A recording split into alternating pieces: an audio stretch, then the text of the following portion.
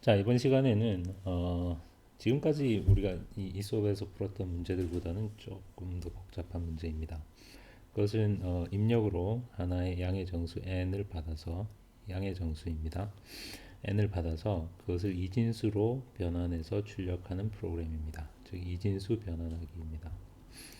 어, 이제 우리가 어떤 예를 들어서 우리가 이제 이 이진수에 대해서 잠깐 얘기를 해보면 1101이라는 이진수가 있으면 이게 십진수로 지금 13이죠. 그러면 그 이진수라는 게 뭡니까? 그러니까 이 십진수와 마찬가지로 이진수에서도 우리가 예를 들어서 십진수로 뭐 245가 있으면 이 각각의 자리에 있는 자릿수가 있죠. 그래서 첫 번째 자릿수는 1이고, 그 다음에 10이고, 그 다음에 100이고, 그러니까 100이 2개 있고, 10이 4개 있고, 1이 5개다 라는 얘기죠. 그래서 2 곱하기 100 더하기 4 곱하기 10 더하기 5 어, 라는 수를 우리가 이제 245라는 십진수로 표현을 하는 것입니다. 그럼 이진수도 마찬가지죠. 다만 자릿수가 이진수에서는 1, 2, 4, 8 이렇게 나가는 거죠. 그러니까 8이 한 개가 있고 4가 한 개가 있고 2는 없고 1이 한 개가 있다. 그러니까 어, 8, 1 곱하기 8 더하기 1 곱하기 4 더하기 0 곱하기 2 더하기 1 곱하기 1 해서 13이 되는 거죠. 이게 이진수입니다. 그러니까 이진수에서 떤 비트 중에 1이라는 것은 그 자릿수만큼 이제 우리가 그러니까 비트가 1인 것의 자릿수들을 다 더하면 그게 그 이진수가 나타내는 이제 값이 되는 거죠. 뭐 이건 너무 당연한 얘기고 산수이지만 하지만 이 그 기본적인 이제 이진수의 원리만 여러분이 정확히 기억을 한다면 이진수로 변환하는 것은 이제 간단합니다. 그러니까 그냥 결론적으로 오늘은 이제 제가 이 문제를 프로그래밍을 제가 하지는 않을 것입니다. 그래서 어떻게 하면 되는지 그 방법만 설명하고 실제로 이 프로그램을 작성하는 것은 연습 문제로 남겨둘 생각입니다. 그래서 우리가 이제 115라는 숫자를 이진수로 변환을 하면 사실은 이제 이진수로 변환을 하면 항상 그 첫 번째라는 게 이제 가장 높은 자리는 항상 1이죠. 그러니까 우리가 n이 0이 아닌 이상은 n이 0이라면 뭐 이진수로도 그냥 0이겠죠. 그런데 이제 n이 0보다 크다면 항상 첫 비트는 1이겠죠. 왜냐하면 우리가 이제 숫자를 쓸 때 0으로 예를 들어서 01, 01 이런 식으로 쓰진 않죠. 그냥 이렇게 되면 가장 높은 자릿수 0은 그냥 생략하고 101 이렇게 쓰는 거니까 애초에 n이 0이 아니라면 무조건 첫 비트, 그러니까 여기서 첫 비트는 가장 높은 자릿수 비트를 말합니다. 그럼 무조건 1이겠죠. 그래서 맨 처음에는 사실은 그냥 1을 출력하는 것으로 시작을 하면 되는데 문제는 이제 맨 처음에 내가 출력한 일이 실제로 얼마를 의미하는지를 알아야 되겠죠. 그러니까 무슨 얘기냐면 이게 이 일은 지금 8을 의미하는 거죠. 이 일은 4를 의미하는 거고 그러면 이 8이라는 숫자가 뭡니까? 사실은 이 13보다 작거나 같은 가장 큰 2의 거듭제곱수인 거죠. 13보다 작거나 같은 가장 큰 2의 거듭제곱수가 8입니다. 그래서 우리가 이진수로 변환하기 위해서는 사실은 먼저 이 n보다 작거나 같으면서 가장 큰 2의 거듭제곱수를 찾아야 합니다. 그건 우리가 지난 시간에 했던 문제죠. 그래서 예를 들어서 지금 n이 115라면 115보다 작거나 같으면서 가장 큰 2의 거듭 제곱수를 먼저 찾아야 합니다. 그러니까 이것은 이제 본격적으로 우리가 이진수로 변환하기 전에 먼저 해야 할 일인 거죠. 지난 시간에 했던 방법을 그대로 이용해서 64를 찾습니다. 그래서 이 64를 우리가 여기에서는 V라고 부르겠습니다. 그러니까 이것은 n보다 작거나 같은 가장 큰 2의 거듭 제곱수입니다. 그 다음에 n은 그냥 115죠. 그리고 우리는 첫 비트는 즉 가장 높은 비트는 1입니다. 그러므로 1을 일단 출력을 하면 됩니다. 그럼 1을 출력하고 나면 이제 첫 비트 1을 출력하고 나면 이 1이 지금 64를 의미하는 거죠. 그러니까 1 이후에 나온 이 이진수 값은 얼마여야 됩니까? 여기 60 그러니까 자릿수가 64인 비트 1을 우리가 출력했으므로 남아있는 요 뒤에 우리가 출력할 이진수는 정확하게 115에서 64를 뺀 나머지 51을 이진수로 변환해서 여기에 출력해 주면 됩니다. 그러니까 우리의 목적은 이제 51을 이진수로 변환하는 것이고, 그래서 n에다가 이 현재의 n 값에다가 현재의 v 값인 64를 뺀 51을 우리가 기억하고 있으면 됩니다. 그러고 나면 이제 요 남아 있는 이진수에서 이 가장 높은 자릿수의 자리값은 이제 요게 64니까 그거 다음 칸이니까 32가 되겠죠. 그래서 우리가 64를 2로 나누어서, 그러니까 64를 2로 나눈 32를 v를 32로 바꿔줍니다. 그러니까 이 32가 뭐냐면 이제부터 내가 출력할 이진수의 가장 그 첫 번째 비트의 자리값이라는 뜻입니다. 그리고 내가 지금부터 변환해야 되는 정수값은 51입니다. 그런데 51이 32보다 크거나 같죠. 그 얘기는 이 자리도 1이어야 한다는 뜻이죠. 그래서 다시 1을 출력하면 됩니다. 그러면 내가 또 1을 출력을 했으니까 이제 즉 내가 1 이렇게 출력을 한 거죠. 그러니까 자리값이 64인 비트에 자리 1을 출력했고 자리값이 32인 자리에도 1을 출력을 했으니까 이제 남아있는 내가 이진수로 변환해야 될 값은 얼마가 남았습니까? 다시 51에서 32를 뺀 19. 그러니까 이 뒤에 내가 출력할 이진수는 사실은 10진수 19에 해당하는 이진수를 출력하면 된다는 뜻이죠.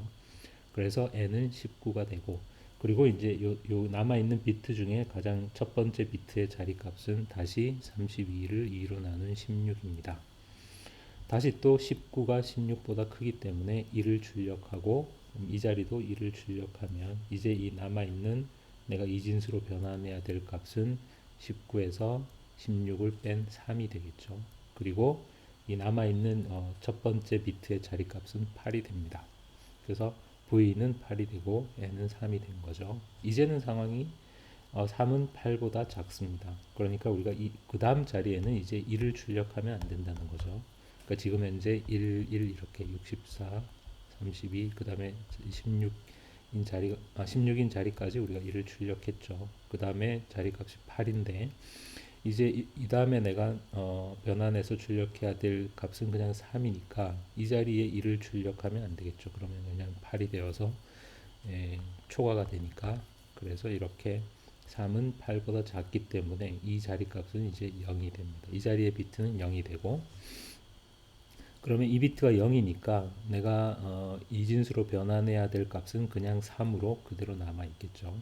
여전히 3. 왜냐하면 내가 0을 출력을 했으니까 그대로 3이고, 그리고 이제 여기 고다음 비트의 자리값은 다시 8 나누기 2에서 4가 됩니다. 여전히 4가 3보다 크기 때문에 여전히 그 다음 비트도 0을 출력해야 되겠죠. 그래서 0을 출력하고 0을 출력했으므로 내가 이진수로 변환해야 될 값은 그대로 변화가 없겠죠. 그리고 하지만 이제 비트는 또 그 다음 비트로 내려가는 거니까 그 자리 값은 다시 4-2에서 2가 됩니다. 이제는 3은 2보다 크니까 2를 출력하고, 그러면 이제 내가 3을 변환해야 되는데 자리값 2에 해당하는 비트를 1로 출력했으므로 남아있는 수는 이제 1이 되겠죠. 3 빼기 2에서 1이 되고, 그 다음 자리값은 다시 2 나누기 2에서 1이 됩니다. 따라서 1은 1보다 크거나 같으므로 마지막 비트도 1이 되면 되겠죠. 이렇게 해서 이런 방식으로 우리가 10진수를 2진수로 변환을 합니다. 그래서 다시 요약하면 우리가 맨 처음에 뭘 해야 되느냐면 먼저 n보다 작거나 같으면서 가장 큰 2의 거듭 제곱수를 찾고, 그 다음부터는 이제 n과 이 2의 거듭 제곱수를 비교해서 만약에 n쪽이 크거나 같으면 1을 출력하고 아니면 0을 출력하고, 1을 출력한 경우에는 n에다가 이 값을 빼줘야 되고, 만약에 0을 출력한 경우에는 그대로 두고, 그리고 이렇게 한 스텝 갈 때마다 v 값은 무조건 2로 나누어서 이렇게 감소시켜 가고, n 값은 내가 1을 출력했을 때는 v를 빼주고 0을 출력했을 때는 그냥 두고 이렇게 되는 거죠. 여러분이 이 그림과 이 테이블과 지금 요 예를 가지고 한두 번만 이렇게 연습을 해보면 이 알고리즘이 이제 이해가 될 것입니다. 이것이 이제 우리가 여러분이 작성해야 될 프로그램의 기본 틀입니다. 제가 틀을 이렇게 만들어 봤습니다.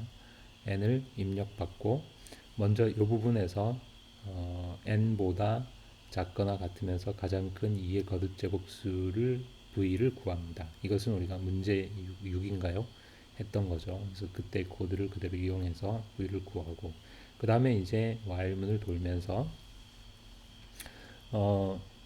남아있는 v가 0보다 큰 동안 그러니까 v 값이 이렇게 쭉쭉 줄어드니까 v가 0보다 큰 동안 이제 v가 0이 됐다는 것은 맨 마지막에 다시 2를 우리가 2로 나누면 이제 v가 0이 되는 거니까 그때는 이제 더 이상 할 게 없는 거죠. 그래서 v가 0보다 큰 동안 먼저 n과 v를 비교해서 n이 v보다 크거나 같으면 그러면 n 값은 n-v가 되고 2를 출력하죠. 그렇지 않으면 0을 출력합니다. 그리고 두 경우 모두 v는 반으로 이렇게 while문을 한번 돌 때마다 v는 반으로 이렇게 줄어들어야 되겠죠. 그래서 이 부분과 이 부분을 여러분이 완성하는 것이 이 시간의 실습 문제입니다. 그 다음에 이제 다음 문제는 최대 공약수를 구하는 문제입니다. 최대 공약수는 그러니까 입력으로 두 양의 정수를 받은 후 두 정수의 최대 공약수를 구해서 출력하는데 최대 공약수를 구하기 위해서 이제 최대 공약수를 구하는 방법 중에 가장 잘 알려져 있는 방법이 이제 유클리드 알고리즘입니다. 여러분이 아마 이거는 거의 한 초등학교 때쯤 아마 하지 않았을까 싶은데 기억하고 있는지 모르겠지만 유클리드 알고리즘은 이제 다음과 같은 성질을 이용하는 건데 두 정수 xy의 최대 공약수를 구할 때 우리가 큰 쪽을 x라고 하겠습니다. 그러니까 항상 두 정수를 구할 때 어차피 x와 y의 최대 공약수는 y와 x의 최대 공약수와 이제 똑같은 거니까 즉 교환 법칙이 성립하니까 우리는 그냥 항상 두 정수 중에 큰 쪽을 x라고 하겠습니다. 그런데 만약에 x가 y로 나누어서 떨어지면 그러면 x와 y의 최대 공약수는 y입니다. 이건 당연한 얘기죠. 예를 들어서 24와 12의 최대 공약수는 당연히 12죠. 이걸 우리가 x라고 하고 y라고 하고 x가 y로 나누어서 떨어지면 어차피 최대 공약수는 이 12보다 클 수는 없죠. 따라서 x가 y로 나누어 떨어지면 그냥 그 y가 최대 공약수다라는 건 당연한 이야기입니다. 그런데 만약에 그렇지 않다면 x와 y의 최대 공약수는 이 x를 y로 나눈 나머지와 y의 최대 공약수와 같다라는 게 이제 사실은 유클리드의 정리입니다.